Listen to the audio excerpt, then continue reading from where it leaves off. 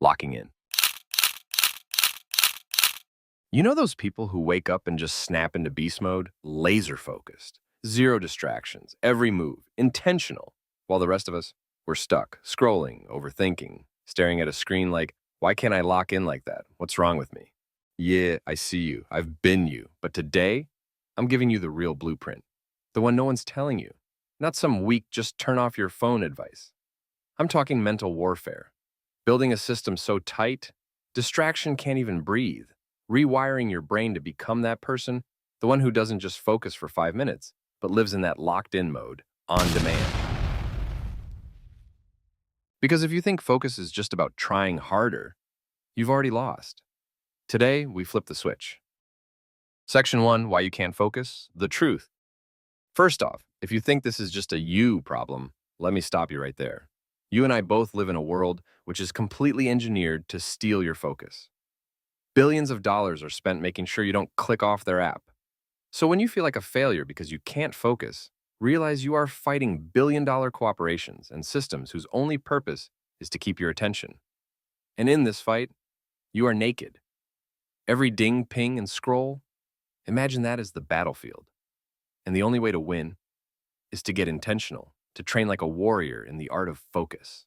And I'm going to show you how.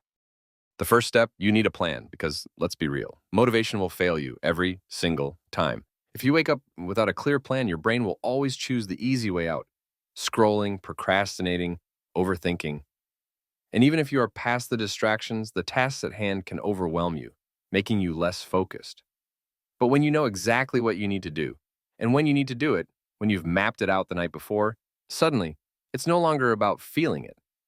Now you have a designated idea of how your day is supposed to go and the tasks you need to do to have a productive day. All in all, it's about showing up for yourself. A plan gives your brain direction. It removes the guesswork. So instead of waking up and thinking, what should I do today? Or how should I do the things I need to do? You are immediately ready to start working on something productive. Planning is absolutely essential if you want to be productive. And planning is not only limited to daily planning. You should make long-term plans, things that are weeks, months, and years ahead. But this is how focused people win. They don't leave it to procrastination or improv. They decide and plan ahead of time. And if you don't have a plan, you're already losing to the version of you that does. So now you might be asking, How do I make a plan? great question. First, write down all the immediate things you have to do right now in terms of importance, and make them specific. If you have a protein goal you need to hit every day, do also write down how you're going to get the protein. Then, after planning your day in the order of most important tasks first, make a plan. Personally, I use an app called Morgan. Here you type in your daily tasks and give them a time frame. And for most people, these are easy to fill up. So now all that is left to do is follow that plan to a T. The good thing about making planning a habit is that you improve at planning the more you plan. So you have a better grasp of how long different tasks should take, making you a lot more time efficient in the long run. Section 2. Expose your distraction. See, most distractions aren't just loud, in-your-face interruptions. No, the worst distractions are the ones that pull you in quietly, on autopilot, without you even realizing you've been hijacked. Think about it. How many times have you picked up your phone to check one thing, and suddenly it's 30 minutes later and you're deep in some random video rabbit hole? Exactly. These distractions are designed to keep you distracted. Algorithms are built to steal your focus and keep you coming back for more. And if you don't actively fight back, they win every time. So here's the truth. You can't win a fight if you don't know who or what you're fighting. That's why the first thing you need to do is name your distractions, all of them. Be brutally honest with yourself. What's pulling you away from what you should be doing? Is it scrolling TikTok, Instagram, binge watching Netflix, texting people all day, constantly checking email? Write them down. Make a list. Call them out by name. Because once you name them, you take away their secret power, and now you can actually start fighting back. And here's the good news. There are tools to help you win that fight. But they only work if you first admit what's stealing your focus. If social media is eating up your time, set a hard screen limit. not a suggested one, a real enforced limit that kicks you out when you reach your time cap. Still not enough? Delete the app. I know, it sounds extreme, but how badly do you want it to focus? If it's Netflix, sign out and make logging in annoying. Put the password somewhere you can't easily access. If it's email or Slack notifications, turn them off during focus time. Don't let other people's priorities constantly invade your brain. The point is this: you don't need to fight distractions with willpower alone, because willpower runs out. You need systems that help you protect your focus. And those systems start by getting clear on what's stealing it. So, step 2 is simple but powerful. Identify your distractions, name them. Then, set up real boundaries to keep them out. Because you can't focus if you're constantly fighting invisible enemies. Section 3, the science of flow, creating a focus zone. Let's talk about the science of flow. Because here's the deal. Once you've got a plan and once you've cleared out distractions, the next level is learning how to get into that hyper-focused, locked-in state, where time disappears and work actually feels good. You know that feeling? When you're so deep in what you're doing that hours fly by? That's called flow state, and it's not random, it's science. Flow is when your brain is fully immersed, focused, and performing at its best. But here's what most people don't realize. You can train yourself to get into flow faster and stay there longer. So, how do you do it? Here's what the science says. Challenge just beyond comfort. Flow happens when what you're doing is just challenging enough to push you, but not so hard that it overwhelms you. If your task is too easy, you get bored. If it's too hard, you get anxious and quit. You've got to find that sweet spot, right on the edge of your abilities.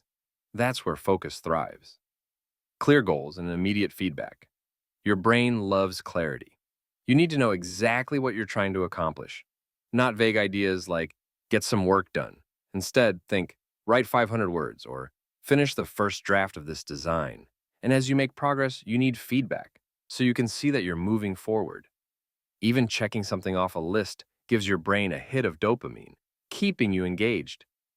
Eliminate all distractions, all of them. We already talked about obvious distractions, but when it comes to flow, even the little ones matter. One notification, one random thought, and boom, flow is gone. So when you're ready to get into flow, set up your environment. Put your phone in another room. Close every unrelated tab. Put on noise-canceling headphones if needed. Let people know not to interrupt you for a set time. Focus for 90 minutes, then rest. Science shows that our brains can stay in deep focus for about 90 minutes. Then we need a break. So set a timer, commit to a 90-minute sprint where you do nothing else. When does the timer end?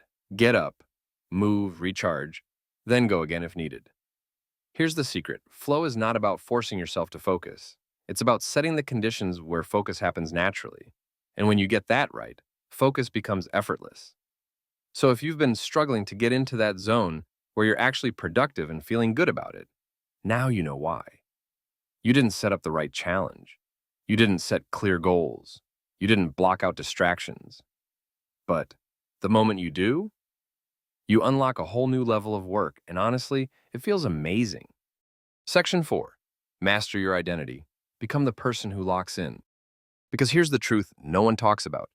You can have the perfect plan. You can block all distractions. You can even learn the science of flow. But if, deep down, you still see yourself as someone who's unfocused and lazy or inconsistent, you'll always sabotage yourself. Why? Because you will never act consistently in a way that conflicts with how you see yourself. If you believe you're the type of person who procrastinates, you'll keep procrastinating, no matter how many productivity hacks you know. If you believe you're someone who never follows through, you'll always find a way to quit even when you're doing well. So if you really want to change, if you want to lock in long term, you have to change your identity first. And I'm not talking about some vague believe in yourself speech. I'm talking about choosing who you are and proving it to yourself with action every day. Here's how to do it. Decide who you want to be. Get specific, not, I want to be more focused. Say, I'm the kind of person who gets up and starts the day with purpose. I'm someone who finishes what they start. I'm a focused, disciplined person who doesn't waste time. Write it down. Own it. Act like that person. Immediately. Here's the secret. Identity is built through action. Every time you act like the person you want to be, you're proving to yourself that this is who you are now. Even if it feels fake at first, do it anyway, because the only way to believe you're disciplined is to do disciplined things. The only way to believe you're focused is to practice focus. You earn that identity by living it, not just thinking about it. Catch the old story and replace it. Your brain will try to pull you back into the old identity. You'll hear that voice. See, you're still lazy. You'll never stay consistent. Why even try? But here's the move. Catch it, call it out, and replace it. When that voice shows up, say, that's the old me. I'm not that person anymore. I'm focused now. I get things done. Say it out loud if you have to. Own it. Because in the end, the most powerful productivity hack is changing who you believe you are. When you start seeing yourself as a focused, disciplined person, your actions will follow. And when your actions follow, your results will change fast. So step 4 is this. Decide who you are. Prove it with action, daily. And when that old story shows up, remind yourself, that's not you anymore. So here's the bottom line. If you've been stuck, distracted, and frustrated with yourself, this is your roadmap out. Step 1, get a plan. Because focus starts with clarity. You can't win the day if you don't know what game you're playing. Step 2, identify and eliminate distractions because you can't fight what you don't see. Name them. Block them. Control your environment, or it will control you. Step 3, tap into flow because focus isn't about forcing it. It's about engineering the right conditions. Challenge yourself, set clear goals, and protect your focus like your life depends on it. Because honestly, your future does. Step 4, master your identity. Because lasting focus comes from seeing yourself as the kind of person who does the work no matter what. Identity drives action, so decide who you are and live it every single day. Here's what I want you to remember. You don't need to be born focused. You don't need to feel ready. You need a system, and you need to start. Because the future version of you, the one that's disciplined, locked in, and crushing their goals, is built by the choices you make today. No more waiting, no more excuses. So ask yourself, who do I want to be? What action can I take today to prove that's who I am? Now go do it, because your focus is your power. Own it.